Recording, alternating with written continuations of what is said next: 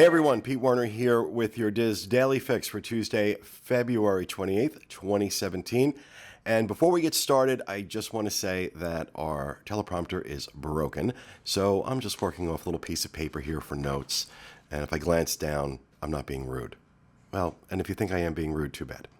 Anyway, first up today, SeaWorld just announced this morning that their revenue and their attendance for 2016 was down. This comes as a galloping shock to no one.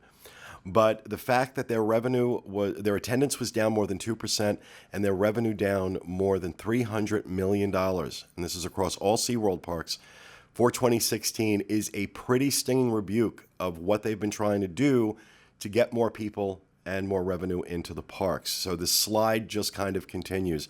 This is all the Blackfish effect, and while they have made changes in management, they have announced new things that they're planning to do in the parks, especially where they're not, they're going to retire the orcas, they're not going to replace them, and they're going to move in a different direction with more virtual type experiences. I think we're going to see a lot more of this in the years coming until some of those things actually happen. But right now, the slide at SeaWorld continues, and it's really sad because it's a great park.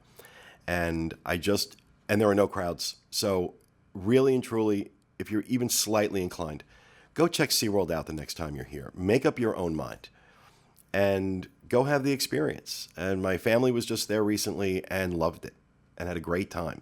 And there were no crowds. So if you want a break from some of that, SeaWorld is a good option right now.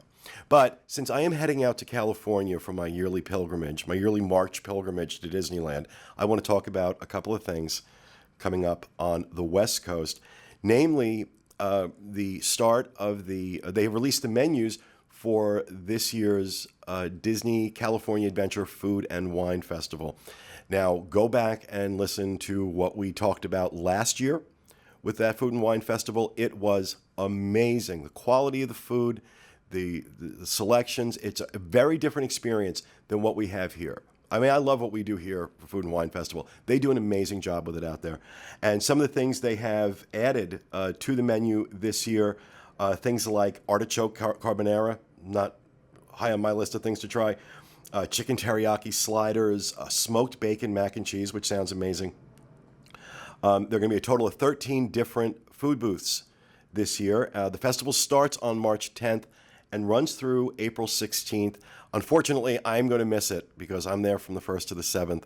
But if you happen to be out in California during that time, you are crazy if you don't check this out. It is phenomenal. Like I said, you can go back and check some of the stuff we covered last year. We did a lot. We covered an awful lot on the California Food and Wine Festival, and we had a blast. So if you get a chance, check that out.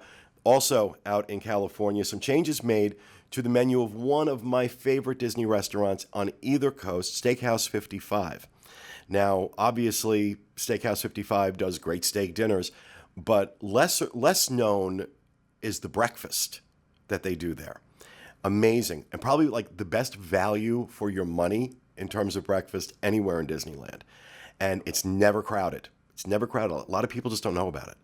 But the new chef that came in a couple years ago has been putting his own stamp on the menu, and that has now extended to breakfast.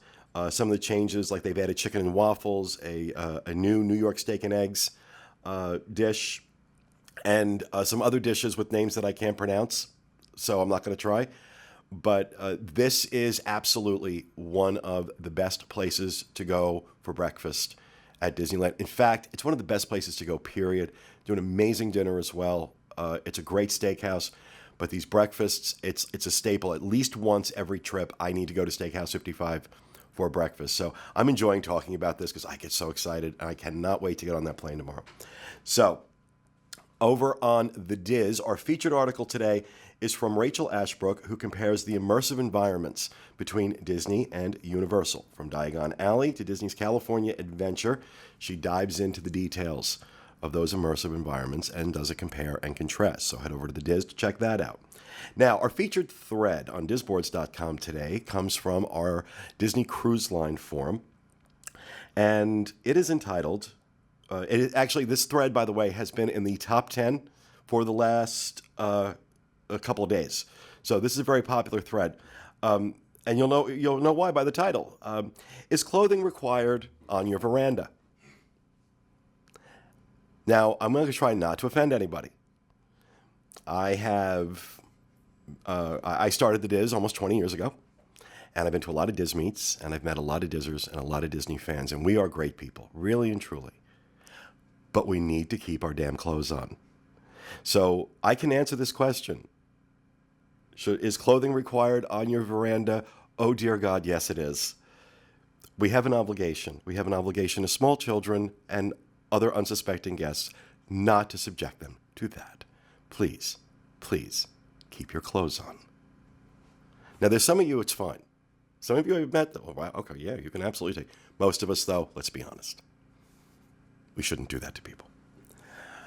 Finally, in the weather today, if you are heading into the parks in Orlando, you can expect partly sunny skies tomorrow with a high of 88 and a low of 66.